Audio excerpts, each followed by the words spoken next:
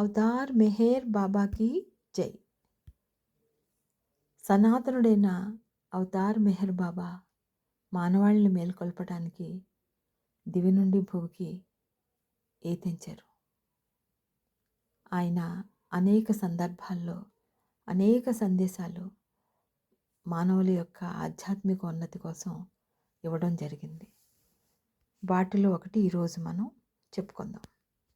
ఆయన ఒక సందర్భంలో ఏమన్నారంటే, నేటి యుగావతారుణ్ణైన నా చెంతకు చేరిన వారి విలువ ఆధ్యాత్మికంగా అమూల్యం.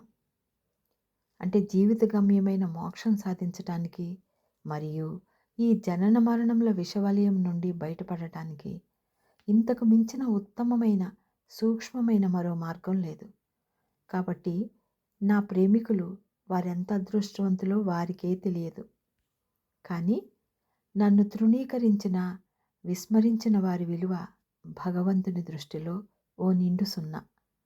ఎందుకంటే వీరికి పునరపి జననం పునరపి మరణం అనే చక్రవలయం నుండి అత్యంత సులువుగా తప్పించుకునే సులభ మార్గమును తమ అజ్ఞానం చేత విస్మరిస్తున్నారు. కాబట్టి మేల్కొనండి. కాలచక్రంలో భగవంతుని రాక అరుదుగా సంభవిస్తుంది. ఆ సమయంలో మాత్రమే భగవంతుడు, ఆయన కృప అత్యంత సులభ సాధ్యం. నేను నిశ్చయముగా మానవ రూపంలో ఉన్న ఏకైక భగవంతుడను.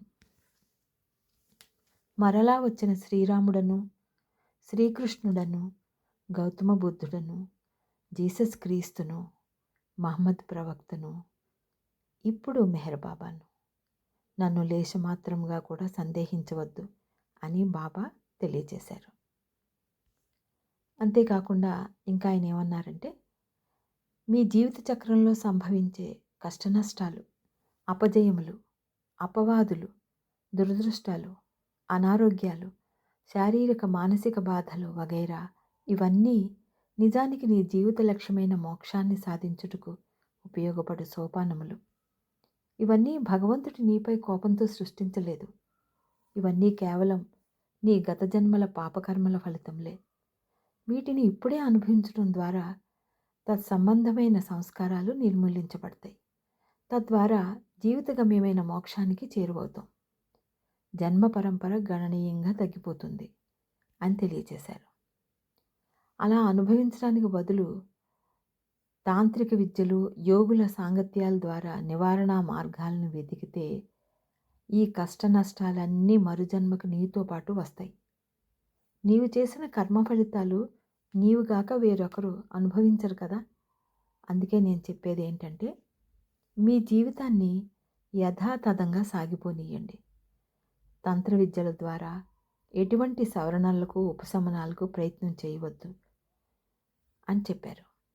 శారీరక రుగ్మతలకు తప్పక మనం వైద్య సహాయం తీసుకోవాలి. కానీ నీ సూక్ష్మ శరీరంపై పనిచేయు ప్రాణిక్ హీలింగు, రేకి వంటి చికిత్సల జోలికి పోవద్దు. ఆ చికిత్సా విధానంలో ఆ చికిత్స చేసి నీ బాధలు తగ్గించిన వారి అకౌంట్లోకి బాధ నివారణ పొందిన వారి సంస్కారాలు ట్రాన్స్ఫర్ అవుతాయి. ఎందుకంటే తప్పించుకొనజాలని కర్మ సిద్ధాంతం ప్రకారం అనుభవించవలసిన బాధలు ఎవరో ఒకరు అనుభవించాల్సిందే. నీ కర్మ ఫలితాలైన శారీరక మానసిక బాధలు నీవే అనుభవించడం ద్వారా నీ హృదయ పరిశుద్ధత నీ ప్రయత్నం లేకుండానే జరుగుతుంది. ఇది హృదయ పరిశుద్ధతకు అతి సూక్ష్మమైన మార్గం. గత అవతారాల్లో జీసస్ క్రీస్తుగా వచ్చినప్పుడు ఆయన ఇచ్చిన సామెత హృదయ పరిశుద్ధత కలవారు ధన్యులు అని మనం ఇక్కడ గుర్తు చేసుకోవాలి. అనుకోకుండా సంభవించే కష్ట నష్టాలు, బాధలు యథాతథంగా అనుభవించుటయే ఆధ్యాత్మికంగా మంచిది. ఎందుకంటే ఆ బాధలే నీకు నీ ఊహలకు అందని బ్రహ్మానందాన్ని అత్యున్నత స్థాయిలో సంప్రాప్తింపజేస్తున్నాయి. ఆధ్యాత్మిక మార్గంలో అంటే నీ జీవిత గమ్యమైన మోక్షాన్ని సాధించే మార్గంలో బాధలు ఎంతో ఎంతో సహాయం చేస్తాయి. In spirituality suffering is the keynote అని బాబా తెలియజేశారు.